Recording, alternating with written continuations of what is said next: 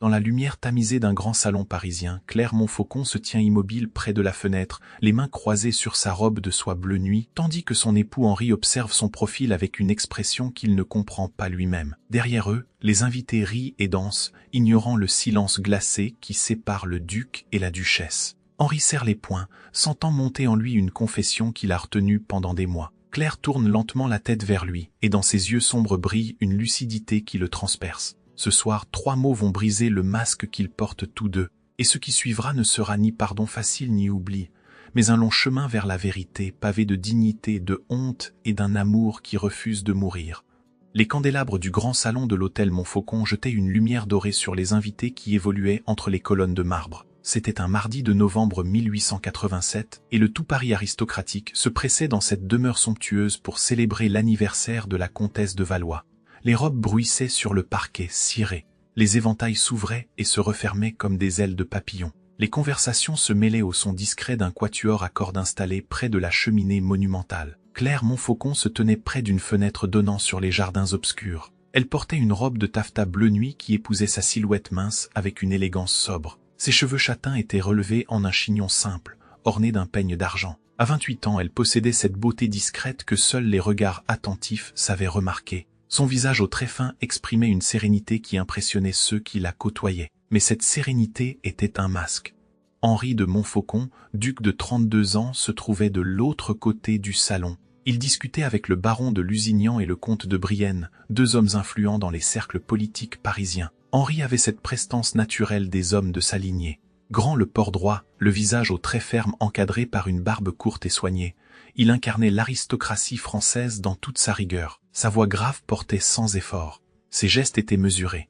Tout en lui respirait le contrôle. Pourtant, son regard se tournait régulièrement vers la fenêtre où se tenait son épouse. Chaque fois, il ressentait cette tension familière qui nouait ses entrailles depuis leur mariage. Une tension faite de culpabilité, de désirs refoulés et d'une colère sourde contre lui-même. Il formait un couple exemplaire aux yeux du monde. Le duc de Montfaucon et son épouse apparaissaient dans toutes les chroniques mondaines. La Gazette de Paris les mentionnait régulièrement comme l'un des couples les plus en vue de la saison. On les voyait au théâtre, au concert, au bal, toujours ensemble, toujours parfaitement coordonnés. Jamais un mot plus haut que l'autre, jamais un geste déplacé. Mais ceux qui les observaient avec attention, les femmes surtout, percevaient quelque chose d'étrange dans cette perfection, une distance, un vide. Claire ne regardait jamais vraiment son époux. Henri ne touchait jamais vraiment sa femme, sauf pour les gestes socialement requis, offrir son bras, l'aider à descendre du carrosse, danser lors des bals officiels. Dans l'intimité de leur demeure, cette distance devenait un gouffre. Ils occupaient des chambres séparées, reliées par un petit salon qu'aucun des deux n'utilisait. Leur journée se déroulait selon un rituel immuable. Le matin, ils prenaient le petit déjeuner ensemble dans la salle à manger du premier étage, échangeant des politesses sur le temps, les nouvelles du jour, les invitations reçues. Puis Henri se retirait dans son cabinet de travail pour gérer les affaires du domaine familial. Claire passait ses matinées dans le petit salon de musique où elle jouait du piano ou lisait. L'après-midi, si le temps le permettait, ils sortaient ensemble pour des visites de courtoisie ou des promenades au bois de Boulogne. Le soir, ils assistaient aux représentations théâtrales ou recevaient dans leur salon, toujours ensemble, toujours séparés. Les domestiques avaient fini par s'habituer à cette atmosphère étrange. Madame Bertin, la gouvernante, une femme d'une 60aine d'années au visage sévère mais aux yeux bienveillants, observait ce mariage avec une tristesse muette. Elle avait vu naître Henri. Elle l'avait connu enfant, puis adolescent fougueux, puis jeune homme idéaliste. Ce qu'il était devenu la chagrinait profondément. Quant à la duchesse, Madame Bertin l'avait prise en affection dès le premier jour. Cette jeune femme silencieuse et digne portait un fardeau que personne ne semblait voir. Ce soir-là, dans le salon de la comtesse de Valois, Claire sentait le poids des regards sur elle. Pas tous, mais certains. Des femmes surtout qui chuchotaient derrière leurs éventails. Elle connaissait la raison de ces murmures. Elle la connaissait depuis 3 ans maintenant, depuis cette soirée où un homme, le vicomte de Marsac, avait prétendu publiquement qu'elle lui avait accordé des faveurs. C'était un mensonge cruel et calculé, né de la frustration d'un homme rejeté. Mais le mensonge avait pris racine. Dans le monde aristocratique parisien, la réputation d'une femme non mariée était aussi fragile qu'un cristal. Une fois brisée, elle ne se réparait jamais vraiment. Claire avait vu les portes se fermer une à une. Les invitations se raréfiaient. Less regards changer. Sa famille, la petite noblesse provinciale sans fortune, n'avait pas eu les moyens de lutter contre la rumeur. Son père, un homme doux et effacé, était mort peu après, le cœur brisé par l'humiliation. Sa mère s'était retirée à la campagne, dans leur modeste manoir de Touraine. Claire était restée seule à Paris, vivant chez une tante âgée qui la tolérait par devoir familial. Elle avait 25 ans. Elle était belle, cultivée, mais marquée par le scandale. Aucun homme respectable ne la demanderait en mariage. Elle le savait. Elle s'était résignée à une vie d'ombre, à devenir l'une de ces femmes qu'on invite par charité et qu'on place au bout de la table. Puis Henri de Montfaucon était apparu. La proposition était venue par l'intermédiaire de Madame de Valois elle-même, une amie de la famille Montfaucon. Claire se souvenait de cette conversation dans le petit salon de sa tante, un après-midi de mars. La comtesse, une femme élégante d'une 50aine d'années, avait parlé avec une franchise brutale. Le duc de Montfaucon cherche une épouse. Il a des exigences particulières.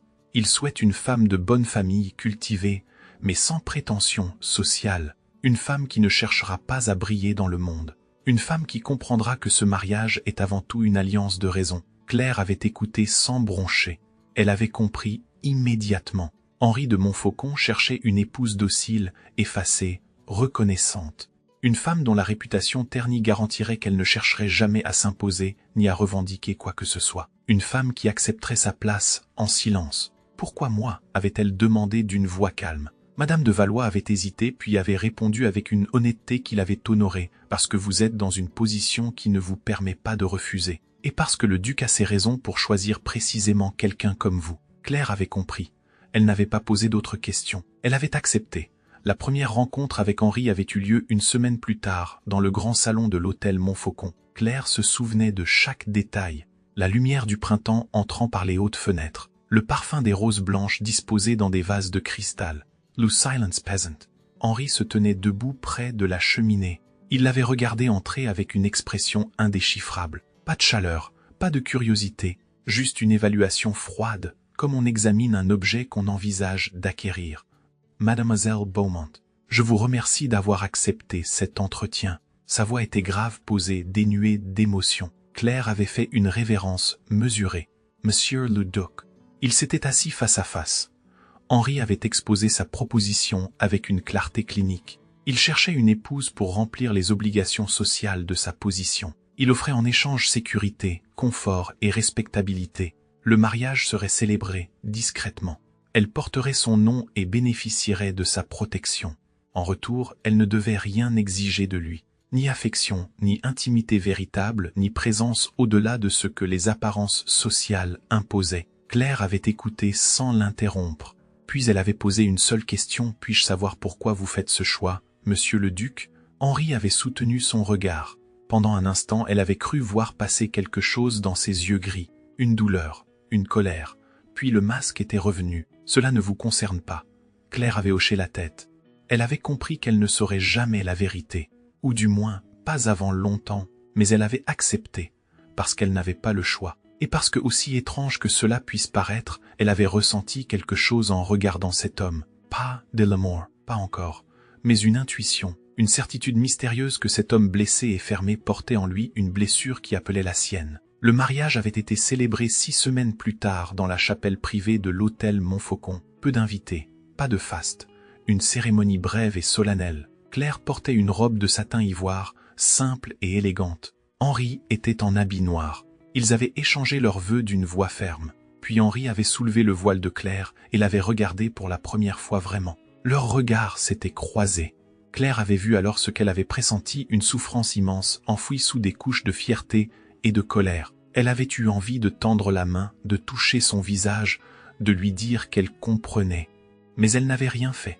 Henri avait posé un baiser froid sur ses lèvres. Puis il s'était retourné vers l'assemblée, mari et femme. Les premières semaines de leur vie commune avaient été étranges. Claire avait emménagé dans l'hôtel Montfaucon, cette demeure immense et silencieuse où chaque pas résonnait sur le marbre. Sa chambre était vaste, meublée, avec un luxe sobre. Des rideaux de velours bleu encadraient les fenêtres. Un grand lit à baldaquin trônait au centre. Un secrétaire en bois précieux était installé près de la cheminée. Claire avait disposé ses quelques affaires personnelles, des livres, des lettres de sa mère, une miniature représentant son père. Henri ne venait jamais dans cette chambre. Il ne franchissait jamais le seuil du petit salon qui les séparait. Le soir de leurs noces, il avait simplement frappé à sa porte pour lui souhaiter bonne nuit, puis était reparti. Claire avait compris qu'il n'y aurait pas d'intimité conjugale, pas de nuit partagée, pas de geste tendre. Juste cette coexistence polie et glacée. Les jours s'écoulaient dans une routine immuable. Claire apprenait à gérer la maison sous la supervision bienveillante de Madame Bertin. Elle recevait les fournisseurs, organisait les menus, supervisait les domestiques. Henri passait ses journées dans son cabinet ou sortait pour ses affaires. Le soir, ils dînaient ensemble dans la grande salle à manger, séparée par plusieurs mètres de table en acajou. Ils échangeaient des banalités, le temps, les nouvelles, les invitations. Puis chacun se retirait dans ses appartements. Claire souffrait de cette solitude, à deux, mais elle ne se plaignait jamais. Elle avait accepté les termes du contrat. Et puis, étrangement, elle commençait à comprendre son époux. Elle observait ses gestes, ses silences, ses regards furtifs. Elle devinait une intelligence vive, une sensibilité enfouie, une blessure qui le rongeait. Elle ne savait pas encore quelle était cette blessure, mais elle sentait qu'elle était liée à elle, à son passé, au scandale qui l'avait marqué. Le théâtre devint leur refuge. Pas un refuge partagé, mais un terrain neutre où ils pouvaient exister côte à côte sans la tension oppressante de leur intimité domestique. Henri aimait le théâtre. Claire le découvrit lors de leur première sortie officielle en tant que couple, 1 mois après leur mariage. Ils étaient allés voir une représentation de Phèdre à la Comédie Française. Claire avait toujours aimé Racine.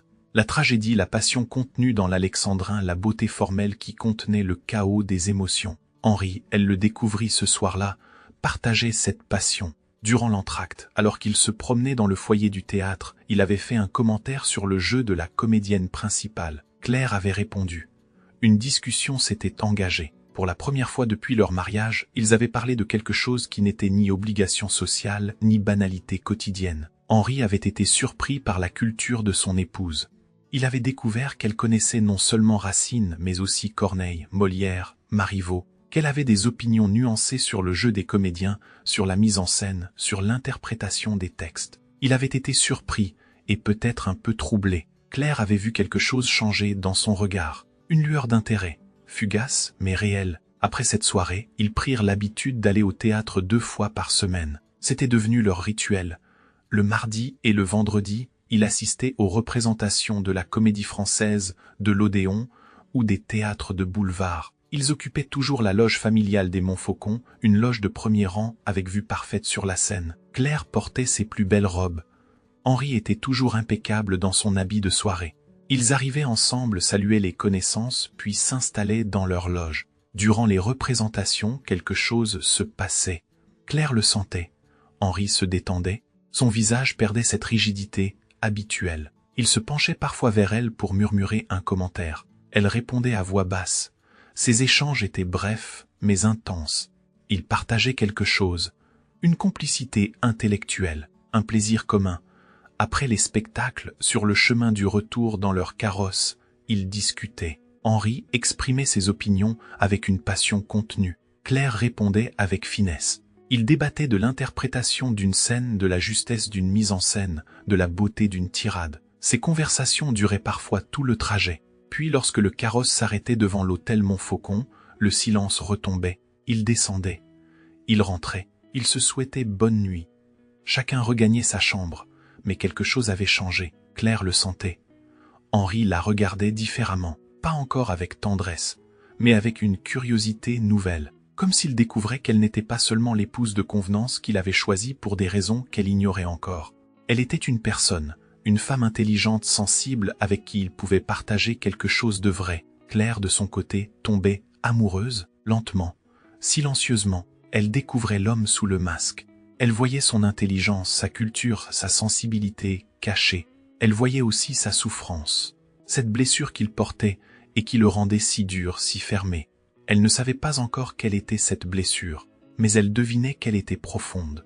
Et elle devinait avec une intuition qui la glaçait qu'elle-même en était peut-être la cause, ou du moins que son passé, le scandale qui l'avait marqué, était lié d'une manière ou d'une autre à la douleur d'Henri. Les regards commencèrent à s'attarder. Au théâtre, Claire sentait parfois les yeux d'Henri posés sur elle, pas sur la scène mais sur elle. Elle ne se retournait pas, elle faisait semblant de ne rien remarquer. Mais son cœur battait plus fort. À la maison, lors des dîners, elle surprenait son regard fixé sur ses mains, sur son visage. Des regards brefs, aussitôt détournés. mais qui disait quelque chose. Un trouble, un désir peut-être, ou une culpabilité. La Gazette mondaine, ce journal qui faisait et défaisait les réputations parisiennes, commença à s'intéresser au couple Montfaucon. On les décrivait comme le duc et la duchesse de Montfaucon, couple élégant et cultivé, fidèles spectateurs de nos théâtres. On mentionnait leur présence aux premières, aux bals, aux concerts. On louait leur discrétion, leur distinction. Mais certains chroniqueurs plus perspicaces notaient aussi une certaine distance, une réserve mutuelle, un couple parfait en apparence, mais énigmatique. Claire lisait ces articles avec un mélange d'amusement et de tristesse. Le monde les voyait comme un couple exemplaire. Personne ne devinait le vide qui les séparait. Personne ne voyait la solitude de Claire, cette femme qui aimait un homme qui ne l'aimait pas, ou du moins qui refusait de l'aimer. Puis vint le soir de la confession. Ce soir de novembre, dans le salon de la comtesse de Valois, où tout bascula. La soirée avait commencé comme les autres. Henri et Claire étaient arrivés ensemble, avaient salué leurs hôtes, s'étaient mêlés aux invités. Claire avait échangé quelques mots avec des connaissances. Henri avait discuté affaires avec ses pairs. Puis, comme souvent, ils s'étaient éloignés l'un de l'autre. Claire s'était réfugiée près de la fenêtre. Henri était resté au centre du salon, entouré d'hommes influents. Mais ce soir-là, quelque chose était différent. Claire le sentait. Henri était tendu, plus que d'habitude.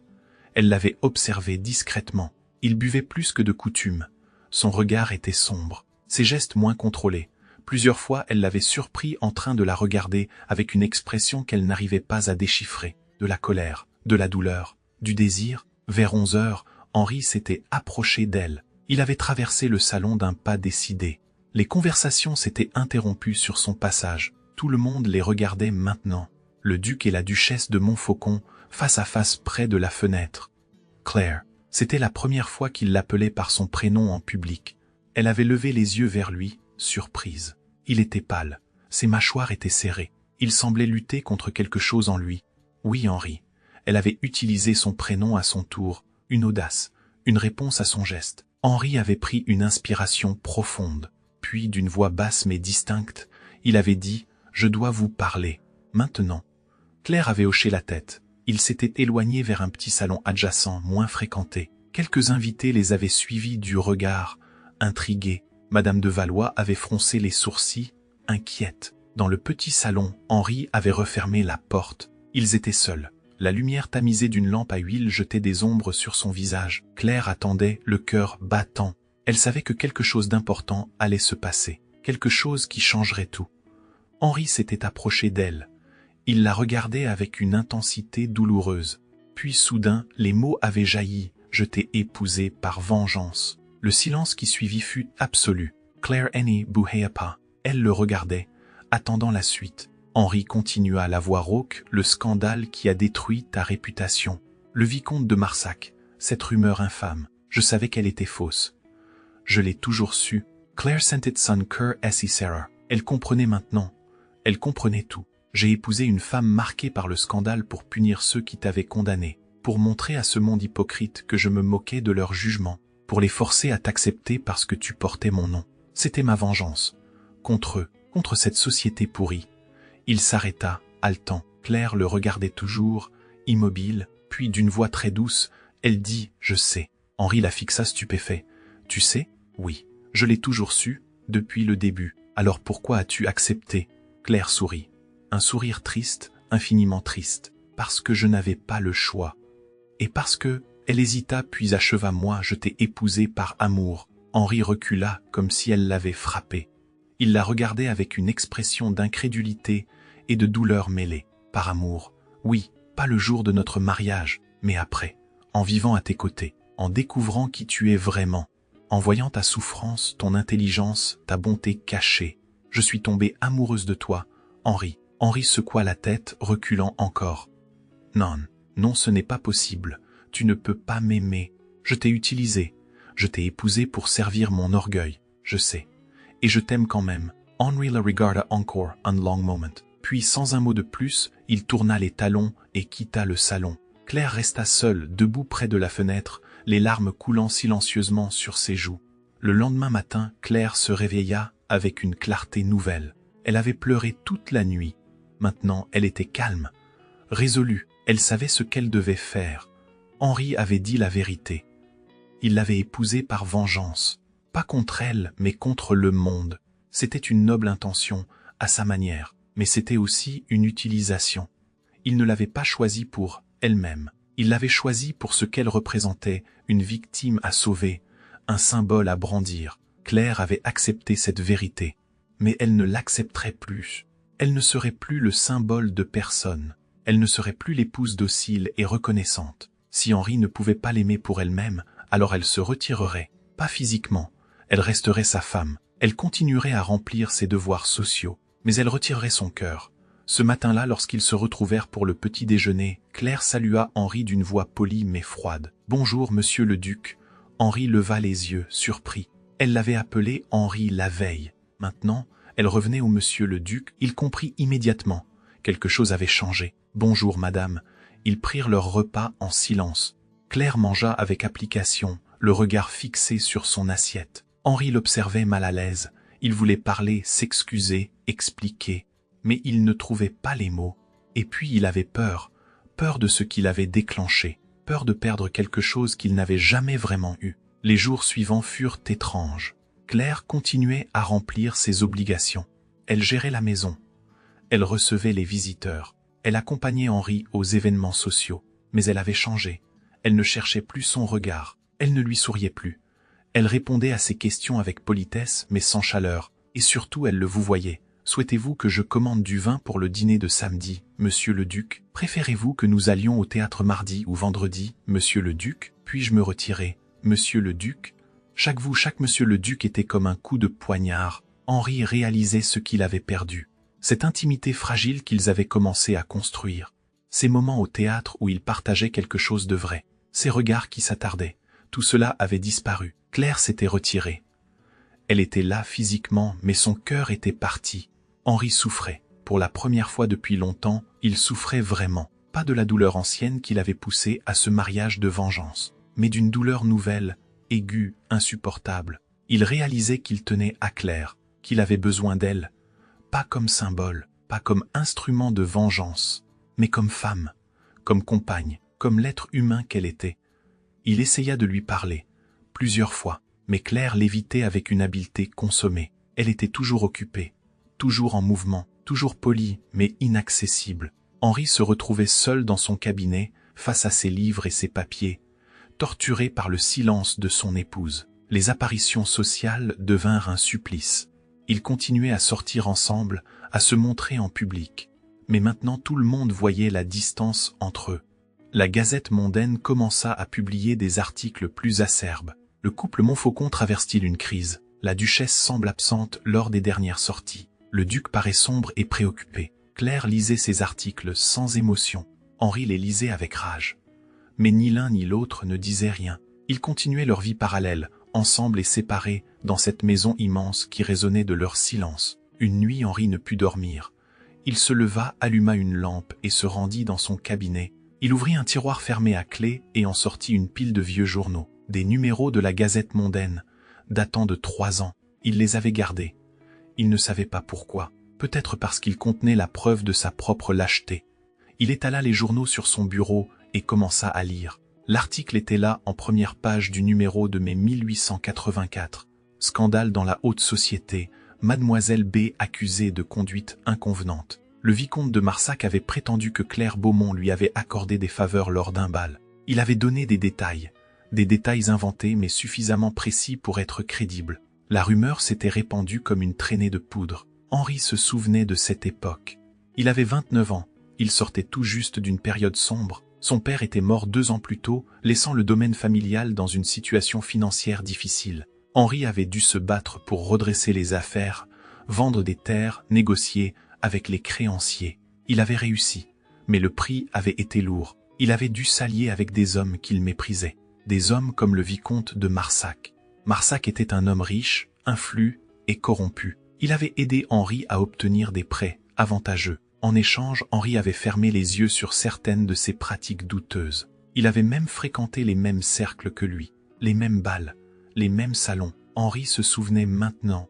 Ce bal de mai 1884, il y était. Il avait vu Marsac s'approcher de Claire Beaumont. Il avait vu Claire le repousser avec fermeté. Il avait vu Marsac humilié quitter le bal avec rage.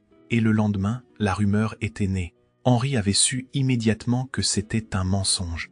Il avait vu la scène. Il savait que Claire n'avait rien fait. Mais il n'avait rien dit. Il n'avait pas défendu Claire. Il n'avait pas démenti la rumeur. Pire, il avait continué à fréquenter Marsac, à lui parler, à rire avec lui. Il avait laissé la réputation de Claire se détruire sans lever le petit doigt. Pourquoi? Parce qu'il avait besoin de Marsac. Parce que ses affaires passaient avant la justice. Parce qu'il était lâche. Henri ferma les yeux, submergé par la honte. Il comprenait maintenant. Sa vengeance n'était pas noble. Elle n'était pas désintéressée. C'était une tentative pathétique de racheter sa propre lâcheté. En épousant Claire, il avait cru pouvoir effacer sa culpabilité. Il avait cru pouvoir se racheter sans jamais avouer sa faute. Mais il s'était trompé. On ne peut pas racheter une faute en commettant une autre. On ne peut pas réparer en utilisant quelqu'un comme instrument. Henri rouvrit les yeux. Il regarda les vieux journaux étalés sur son bureau, puis il prit une décision. Il devait réparer, vraiment. Pas par un geste symbolique, pas par un mariage de convenance, mais par la vérité. Par un acte public qui montrerait à tous qu'il reconnaissait sa faute, qu'il choisissait Claire. Pas par vengeance, pas par orgueil, mais par amour, oui. Par amour. Henri réalisait maintenant qu'il aimait Claire. Il l'aimait pour son intelligence, sa dignité, sa force silencieuse. Il l'aimait pour la manière dont elle avait accepté ce mariage sans se plaindre, pour la manière dont elle avait essayé de construire quelque chose avec lui, malgré tout. Il l'aimait.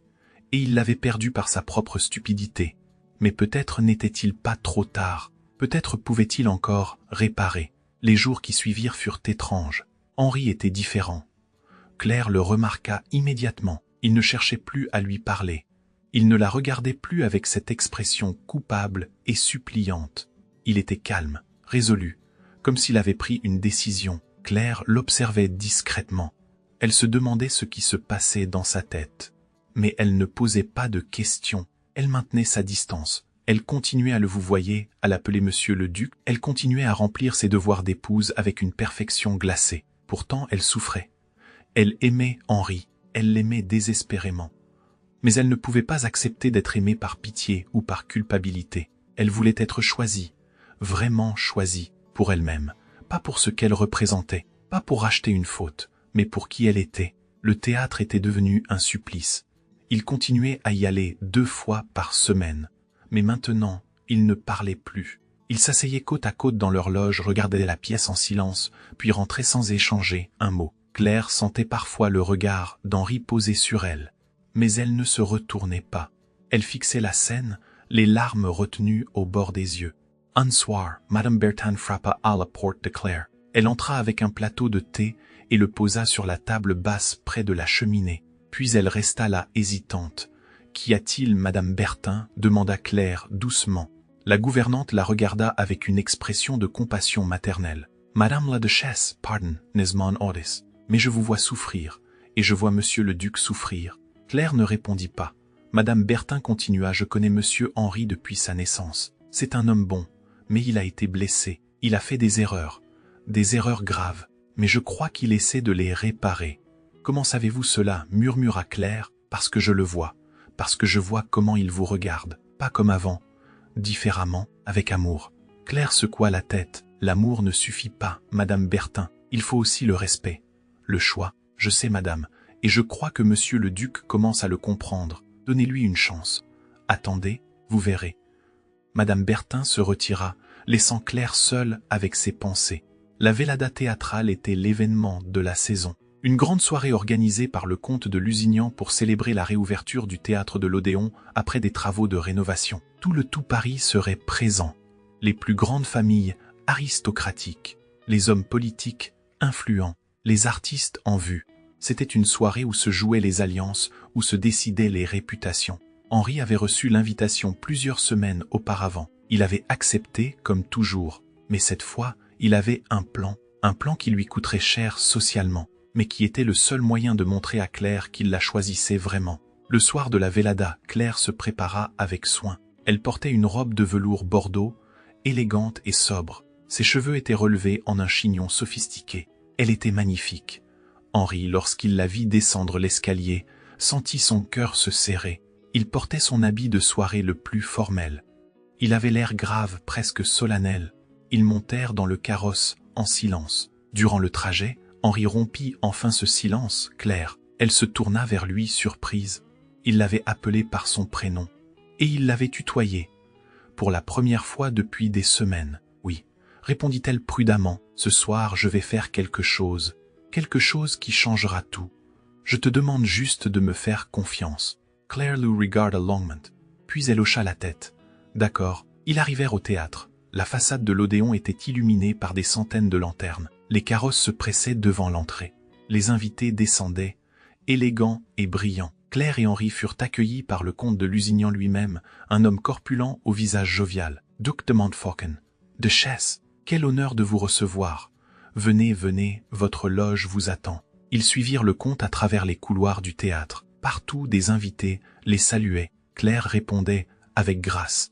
Henri était tendu, mais maître de lui. Ils arrivèrent enfin devant leur loge. Mais Henri s'arrêta. « Comte de Lusignan, j'ai une requête. » Le comte se tourna vers lui, surpris. « Oui, mon cher duc, je souhaiterais que mon épouse occupe la loge centrale ce soir. » Le silence se fit.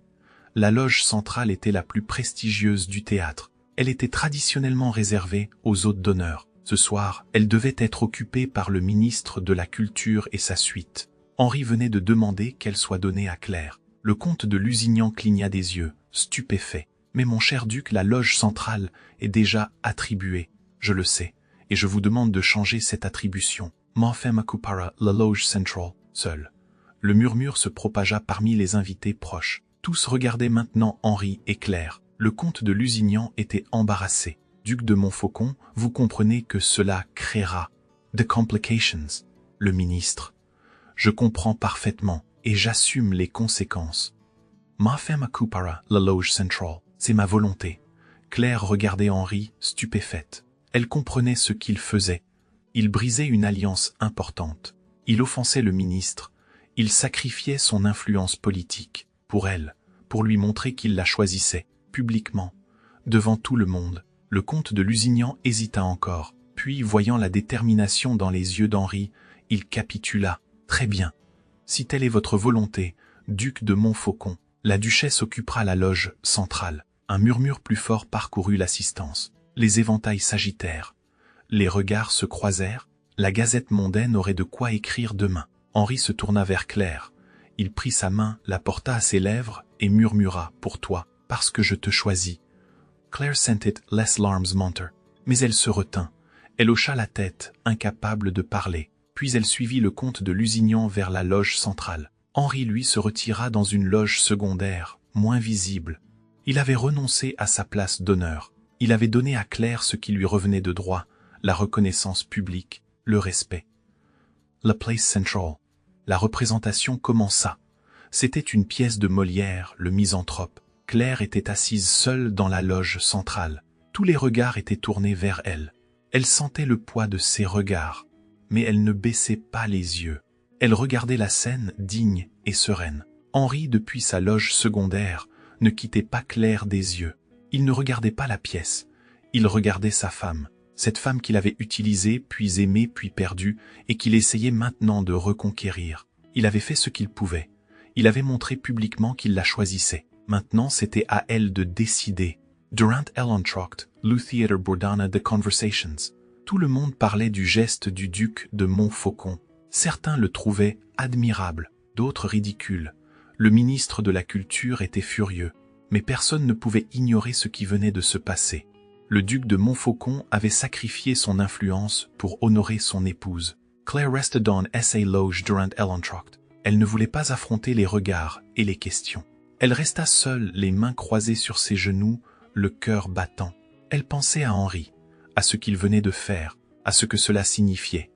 La seconde partie de la représentation se déroula dans une atmosphère étrange. Les comédiens jouaient, le public écoutait, mais l'attention de tous était ailleurs, sur la loge centrale, sur la duchesse de Montfaucon, sur le duc invisible dans sa loge secondaire. Lorsque la pièce se termina, les applaudissements furent polis mais distraits. Les invités commencèrent à quitter le théâtre. Claire resta assise. Elle ne bougeait pas. Elle attendait. Henri descendit de sa loge. Il traversa les couloirs maintenant déserts. Il monta vers la loge centrale. Il frappa doucement à la porte. Pas de réponse. Il ouvrit. Claire était là, debout près de la balustrade, regardant la salle vide en contrebas. La lumière de l'aube commençait à filtrer par les hautes fenêtres du théâtre, une lumière douce dorée qui transformait tout. Henry entra. Il referma la porte derrière lui, puis il s'approcha de Claire. Il se tint à quelques pas d'elle, hésitant. Claire. Elle se retourna. Leurs regards se croisèrent. Henry vit les larmes dans ses yeux. Il sentit essa gorge essi Sarah. Je t'ai fait du tort, dit-il d'une voix rauque. Pas par haine, par lâcheté. Il y a 3 ans, j'aurais dû te défendre. J'aurais dû dire la vérité. Mais je ne l'ai pas fait. J'ai laissé ta réputation se détruire parce que j'avais besoin de Marsac, parce que mes affaires passaient avant la justice. Et ensuite, j'ai essayé de racheter ma faute en t'épousant. Mais ce n'était pas un rachat. C'était une autre faute. Je t'ai utilisé. Je t'ai épousé pour me sentir moins coupable. Pas pour toi, mais pour moi. Il s'arrêta, cherchant ses mots. Claire l'écoutait en silence, les larmes coulant maintenant librement sur ses joues. Mais quelque chose a changé, continua Henry, en vivant avec toi, en te découvrant, en voyant qui tu es vraiment. Je suis tombé amoureux, pas de l'idée de toi, pas du symbole, mais de toi, de la femme que tu es, intelligent, forte, digne. J'ai réalisé que je t'aimais. Et j'ai réalisé que je t'avais perdu, parce que je ne t'avais jamais vraiment choisi. Alors ce soir, j'ai voulu te montrer, publiquement, devant tout le monde, que je te choisissais, vraiment, pour toi, pas pour ma vengeance, pas pour ma culpabilité, mais parce que je t'aime. Henry s'approcha encore, il était maintenant tout près de Claire. Il leva la main, hésita puis essuya doucement une larme sur sa joue. « Je ne te demande pas de me pardonner tout de suite, murmura-t-il. Je sais que j'ai détruit ta confiance, mais je te demande de me laisser essayer, de me laisser te prouver que je t'aime vraiment, que je te choisis, chaque jour, librement. » Claire Lou regarda longuement. Puis lentement, elle leva la main et la posa sur celle d'Henry, encore posée sur sa joue. Elle la tint là, sentant la chaleur de sa peau. « Henry, murmura-t-elle, je t'ai pardonné avant même que tu demandes pardon, parce que je t'aime. Mais j'avais besoin de savoir que tu me choisissais. Vraiment, pas par devoir, pas par culpabilité, mais par amour. Je te choisis, dit Henry d'une voix ferme. Je te choisis, Claire, aujourd'hui, et tous les jours qui viennent. » Claire sourit à travers ses larmes, puis elle se pencha vers lui. Henry comprit, il se pencha aussi. Leurs lèvres se touchèrent. Un baiser lent, du conscient. Un baiser libre, choisi, pas imposé par le devoir ou les apparences, mais donné librement, par amour. Ils restèrent là dans la loge vide, baignés par la lumière dorée de l'aube. Dehors Paris s'éveillait, mais eux étaient dans leur propre monde, un monde où la vengeance s'effaçait, où la culpabilité se dissolvait, où seul demeurait l'amour. L'amour véritable, celui qui choisit, celui qui pardonne, celui qui construit. Les semaines qui suivirent furent une renaissance. Henry et Claire apprirent à se connaître vraiment, pas comme 2 étrangers liés par un contrat, mais comme 2 êtres humains qui choisissaient de s'aimer. Henry ouvrit son cœur. Il raconta son passé, la mort de son père, les difficultés financières, les compromis qu'il avait dû faire, sa lâcheté face à Marsac, sa culpabilité qu'il avait rongée pendant des années. Claire écouta tout. Elle ne jugea pas, elle comprit. Parce qu'elle aussi avait ses blessures, elle aussi avait dû survivre. Claire, à son tour, parla de son passé, de son père doux et effacé, de sa mère qu'il avait abandonnée après le scandale, de ses années de solitude et d'humiliation, de cette nuit où elle avait accepté la proposition de mariage d'Henry, sachant qu'elle l'aimait déjà un peu sans oser l'espérer.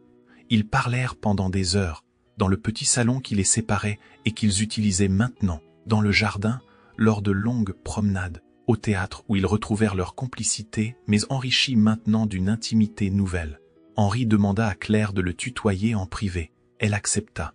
Ce simple changement transforma leur relation. Tu crées une proximité, une égalité qui n'avait jamais existé auparavant. Ils commencèrent à partager leur journée. Henry invita Claire dans son cabinet de travail. Il lui montra les livres de comptes du domaine. Il lui demanda son avis sur certaines décisions. Claire fut surprise, puis touchée.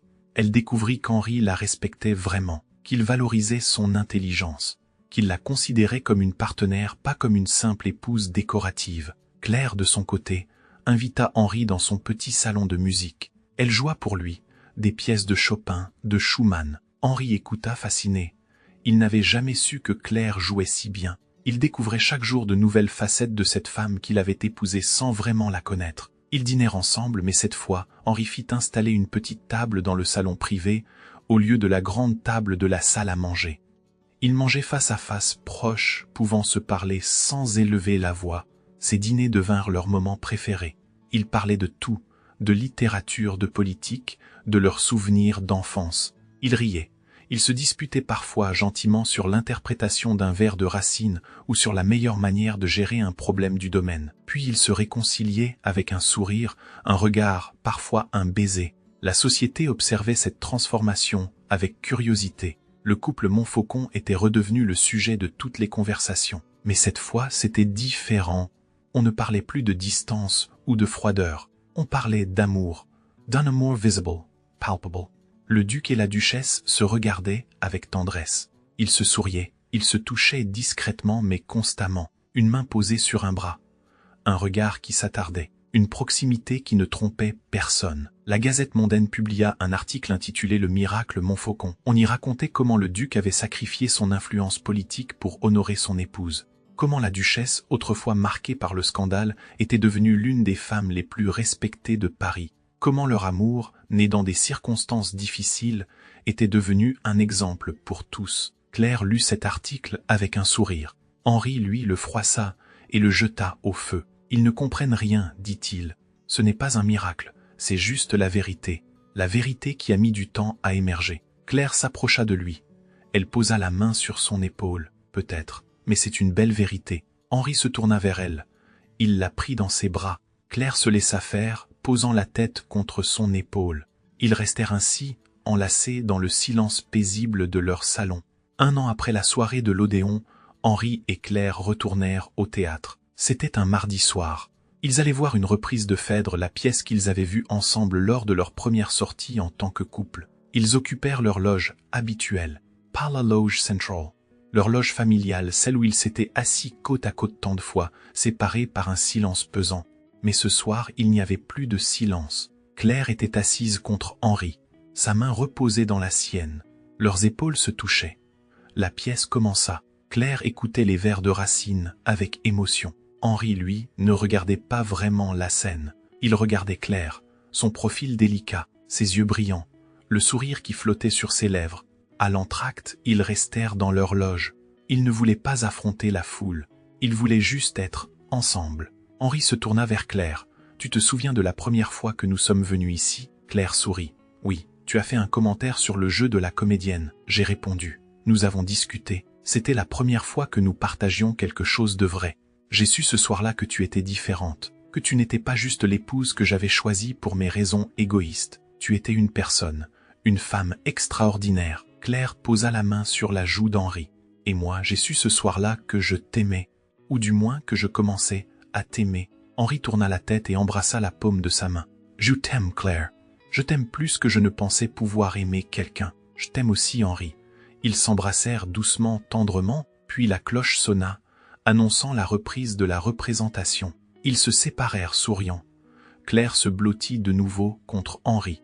Il passa son bras autour de ses épaules, et ils regardèrent la suite de la pièce, ensemble, unis, heureux. Quelques mois plus tard, au printemps 1889, Claire annonça à Henri qu'elle attendait un enfant. Henri resta sans voix, puis il prit Claire dans ses bras et la serra contre lui, les larmes aux yeux. « Un enfant, murmura-t-il. « Notre enfant ?» Claire sourit, les larmes coulant aussi sur ses joues. « Oui, notre enfant, conçu dans l'amour, pas dans le devoir, dans l'amour véritable. » Henri, elle l'embrassa. Puis il posa la main sur le ventre encore plat de Claire. « Je te promets, dit-il d'une voix solennelle, je te promets que cet enfant grandira dans l'amour, qu'il saura toujours qu'il est le fruit d'un choix, d'un amour libre et conscient. » Claire hocha la tête, trop émue pour parler. Elle savait qu'Henri tiendrait sa promesse.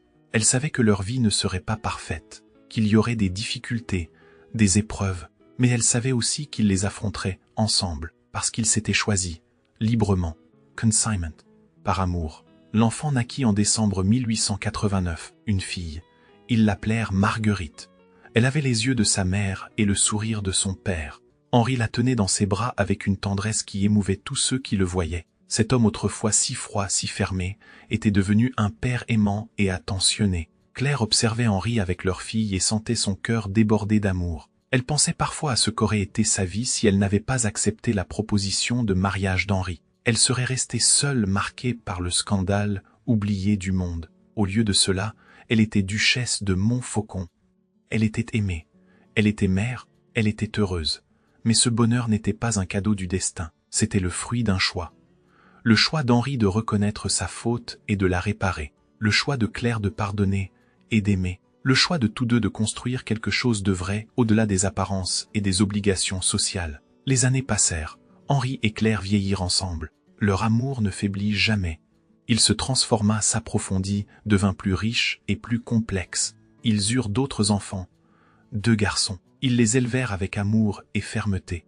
Ils leur apprirent la valeur de l'honnêteté, du respect, du choix libre. Le théâtre resta leur lieu sacré. Chaque mardi et chaque vendredi, ils allaient voir des représentations. Ils s'asseyaient dans leur loge, main dans la main, et partageaient leur passion pour Racine, Molière, Corneille. Ces soirées étaient leurs moments de paix, loin des obligations sociales et familiales. Des moments où ils redevenaient juste Henri et Claire, 2 âmes qui s'étaient trouvées dans l'adversité et avaient choisi de s'aimer. Parfois Claire repensait à cette soirée de novembre 1887, quand Henri lui avait avoué qu'il l'avait épousée par vengeance. Elle repensait à sa réponse. « Je sais, moi par amour ». Ces mots avaient tout changé. Ils avaient forcé Henri à regarder la vérité en face. Ils avaient ouvert la porte à la rédemption. Henri lui repensait souvent à cette nuit dans son cabinet, quand il avait relu les vieux journaux et compris sa propre lâcheté. Il repensait à la décision qu'il avait prise ce soir-là, réparer, vraiment, publiquement, sans chercher à se protéger ou à sauver les apparences. Cette décision avait été la plus difficile de sa vie,